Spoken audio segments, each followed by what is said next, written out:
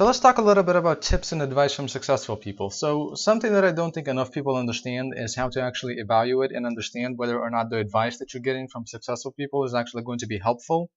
And to give you an example, let's go to one side of the spectrum where advice from successful people would be absolutely worthless, and that would be the lottery. So if you look up on YouTube, if you look up on the internet, ways to win the lottery, there's plenty of videos, articles, and there's a bunch of different things that will tell you ways on how to win the lottery. Now, all of this advice is completely useless because the lottery is just a game of chance. And millions of people play the lottery, and out of those millions, there will be a good portion that will, I don't know, put their ticket under their pillow. They will pray for their ticket. They will do whatever with their ticket. And eventually, whenever they do win the lottery, or if they win the lottery and they do something weird, people misattribute something that they did to winning the lottery, and in reality it was just a game of chance. So if you don't understand that the lottery, for example, is a game of chance, and you go around and you read all the articles, watch all the videos about the successful people who have won the lottery and their advice to you on how to win the lottery, it's completely a waste of time, and it's not going to help you in any way to actually win the lottery.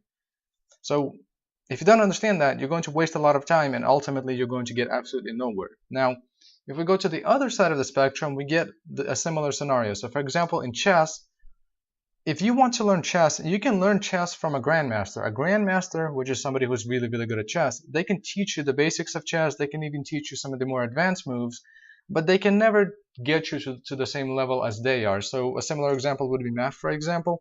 If somebody is really, really good at math, they're really good at arithmetic, they can do it really fast, they're really good at the complex math, the equations, all of that stuff. If they're really good, they can teach you the basics of math. They can teach you some basics and get you going, but you will never be as good as they are, because those people, the people that are top 1% of the 1% of the 1%, those people are gifted. They have certain things that, their brain is organized in such ways that you can't really become the same as they are. They are just better than you are. And you have to accept that. And you have to understand that those people can teach you the basics, but you will never be able to become as good as those people. It's not just in math. Like if you're an athlete, for example, you can listen to what athletes do to become fit and achieve their success. But ultimately, if you just don't have the same DNA, the same potential as they do, like you don't have the same body, you're never going to become the same. If you're short, you're not going to become a professional basketball player just because you're short, and it's just how it is. It's just something that it is.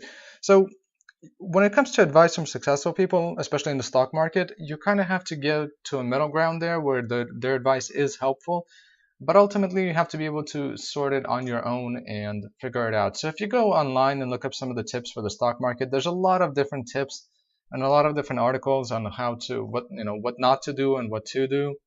And a lot of these can be helpful. They can teach you the basics. They can teach you some of the mistakes that a lot of people commit, but ultimately the amount that they help you is difficult to discern a lot of the time. So you can read a lot of different tips, but if you don't have the experience to come with the tips, the tips are not really helpful. So you have to go into the stock market on your own. You have to read up a lot on it, but at the same time you have to have some experience.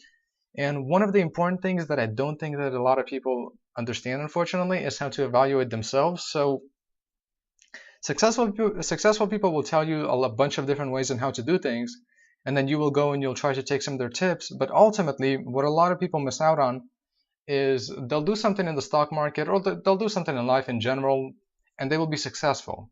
And a lot of people tend to attribute their success to something that they did prior to becoming successful, but they will misattribute it. So, if I go outside and stand in the rain and then I come in and I buy some stocks and my stocks do really, really well, it doesn't mean that because I went outside and stood in the rain that my stocks did really, really well. It was just by chance. And if you misattribute standing in the rain to being successful in the stock market, you're going to fail ultimately, because you're going to spend a lot of time doing something that you shouldn't be doing. And the skill of actually being able to evaluate your own decisions and understand whether or not you did something or was successful or failed at something just because of random chance, that's something that's difficult to learn, and that's something that requires a lot of experience. And that's something that requires understanding. I mean, you can read about it, but you'd have to understand human psychology, you would have to understand philosophy, proper arguments, a lot of different things. So you can learn about it, but you have to learn about it before you actually go into the stock market or just do anything in general. Because if you misattribute things that you do to your successes or failures, it's going to be bad.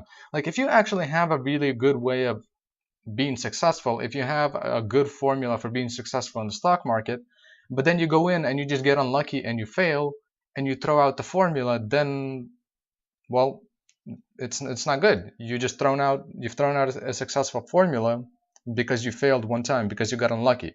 So you have to be able to look at what happened and understand whether or not it was from luck, whether or not you made a mistake. A lot of the time it will be a combination of both, and it's so one of the things that you have to be able to do is differentiate. And whenever you get advice from successful people, a lot of the time it's really one-sided.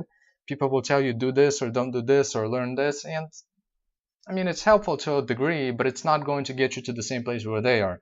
Those people are a lot better at, well, some of them are just lucky, but the ones that are actually successful, well, they're actually better at explaining themselves, first of all, but they have a really good understanding of human psychology, of arguments, and how to actually differentiate between, for a better lack of word, bullshit in the stock market.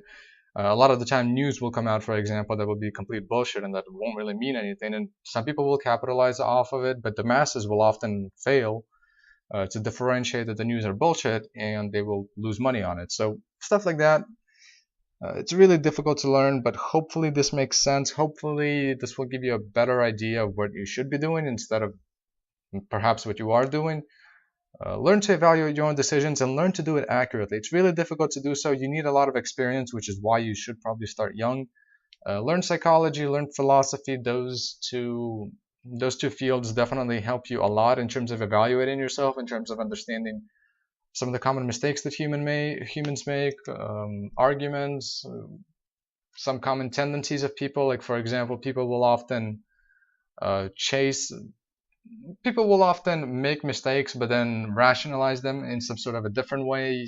There's a bunch of different things that people do that a lot of them are wrong and bad, but people don't really understand. So go learn stuff, spend a lot of time. You need experience, you need a lot of prior knowledge. I will do more videos about psychology and philosophy and stuff like that to give you more detail about what you should actually be learning, but hopefully this helps. Hopefully it gives you a better idea of the spectrum of advice and what you should be doing. But yeah, so if this helped, please do leave a like, and that's it.